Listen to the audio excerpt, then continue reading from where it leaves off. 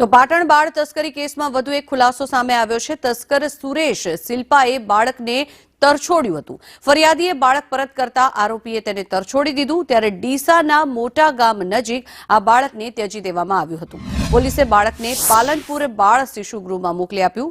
બાળકના માતા પિતાની ઓળખની તપાસ શરૂ કરી દેવામાં આવી છે। મહત્વનું છે કે બાળ તસ્કરીનો આ સમગ્ર ખેલ જે છે તે સામે આવ્યો છે, તેના પર પોલીસ દ્વારા પણ અત્યારે શોધખોળ હાથ ધરવામાં આવી રહી છે। મહત્વનું છે કે ખાસ કરીને જે આ સમગ્ર ઘટના સામે આવી છે પાટણ બાળ તસ્કરી કેસમાં, આ એક બાદ એક અનેક ચોંકાવનારા ખુલાસાઓ સામે આવી રહ્યા છે કે બાળકને સુરેશ અને શિલ્પા દ્વારા જ તરછોડવામાં આવ્યું હોવાનો પણ ખુલાસો કરવામાં આવતા પોલીસ દ્વારા આગળની કાર્યવાહી હાથ ધરવામાં આવી રહી છે। સાથે જ આ બાળકને અત્યારે પાલનપુર શિશુગૃહ ખાતે મોકલી આપવામાં આવ્યું છે।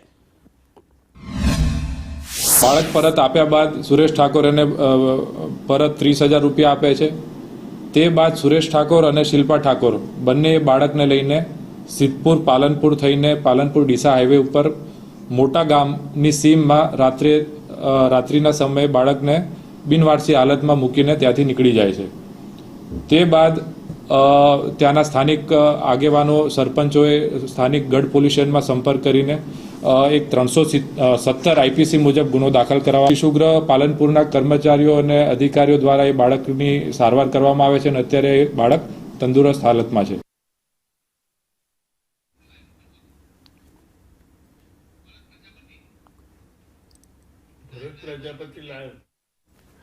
તો આજ અંગે વધુ માહિતી મેળવીએ। ભરત પ્રજાપતિ જોડાયા છે આપણી સાથે। ભરત, જણાવશો જે રીતે આ સમગ્ર મામલો સામે આવ્યો છે, પોલીસ દ્વારા કાયદેસરની કાર્યવાહી હાથ ધરવામાં આવી રહી છે, પરંતુ આ જે બાળક છે તેને લઈને શું પ્રતિક્રિયા છે આપની? ચોક્કસથી ઝંખના પાટણની અંદર જે રીતે બાળ તસ્કરી છે અને બાળ તસ્કરીની અંદર એક બાદ એક ચોંકાવનારી હકીકતો સામે આવી રહી છે કે પહેલા જે રીતે સુરેશ ઠાકોર દ્વારા જે રીતે બાળકોની હેરાફેરી કરવામાં એટલે કે બાળકની તસ્કરી કરવામાં આવતી હતી તે રીતે સમગ્ર માહિતી સામે આવી હતી, પરંતુ હવે આ જે બાળ તસ્કરી છે તે પાટણ બાદ હવે બનાસકાંઠાની અંદર પહોંચી છે કે બનાસકાંઠાની અંદર જે સંસ્કાર હોસ્પિટલ છે, સંસ્કાર હોસ્પિટલની અંદર નોકરી કરતો જે રૂપસી ઠાકોર છે ત્યાં બાળ તસ્કરીની અંદર જાણે કે મુખ્ય ભૂમિકા ભજવ્યો એ રીતની હકીકતો સામે આવી રહી છે। ગઈકાલે જે રીતે એસપી દ્વારા જે રીતે પ્રેસ કરવામાં આવી હતી, પ્રેસની અંદર એસપી દ્વારા જે સંસ્કાર હોસ્પિટલની અંદર રૂપસી ઠાકોર નામનો જે ઈસમ ત્યાં ગાડી નોકરી કરતો હતો તેને જ ત્યાં જે બાળકનો જન્મ થયો ને ત્યારબાદ સુરેશ ઠાકોર અને શિલ્પા ઠાકોરનો સંપર્ક કર્યો હતો કે અહીંયા જે બાળક આવ્યું છે તમે બાળક અહીંથી લઈ જાઓ।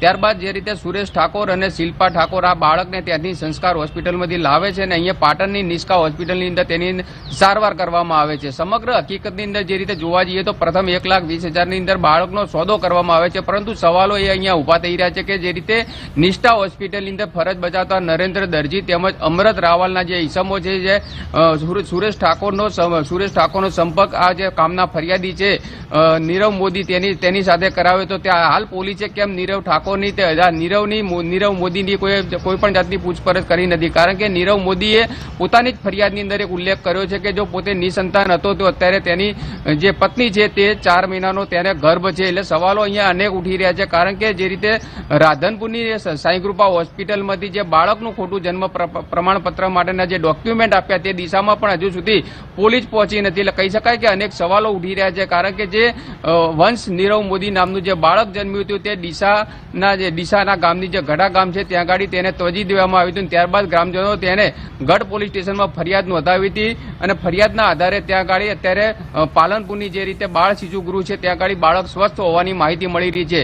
પ્રથમ આ ઘટનાની અંદર આ જે વંશ નીરવ મોદી નામનું જે બાળક બીમાર રહેતું હતું તે બીમાર રહેવાના કારણે નીરવ મોદીએ તેને પરત આપ્યું હતું। તે સમયે હકીકતો એવી સામે આવી હતી કે વંશ નામનું જે બાળક છે તે મૃત્યુ પામ્યું છે, પરંતુ સવાલ અહીંયા જે રીતે ઉભા થઈ રહ્યા છે કારણ કે જે બાળક છે તે અત્યારે પાલનપુરની બાળ શિશુગૃહમાં રહે છે અને એને અત્યારે સ્વસ્થ હોવાની માહિતી મળી રહી છે। એટલે અનેક સવાલો ઉભા થાય છે। જો બનાસકાંઠાની અંદરથી આ બાળક મળ્યું છે તો સાંઈ કૃપા હોસ્પિટલની અંદરથી જે ખોટા જન્મના પ્રમાણપત્ર અને તેના ડોક્યુમેન્ટ નાખ્યા તે દિશામાં પોલીસ ક્યારે તપાસ કરશે, કારણ કે એક બાદ એક બાળકોના અનેક સવાલો ઉભા થઈ રહ્યા છે। કારણ કે જે રીતે ધારાસભ્ય દ્વારા પણ આક્ષેપ કરવામાં આવ્યો કે 9થી વધુ બાળકોની તસ્કરી કરવામાં આવી છે, તો હજુ સુધી પોલીસ માત્ર એક જ બાળકની શોધી શકી છે।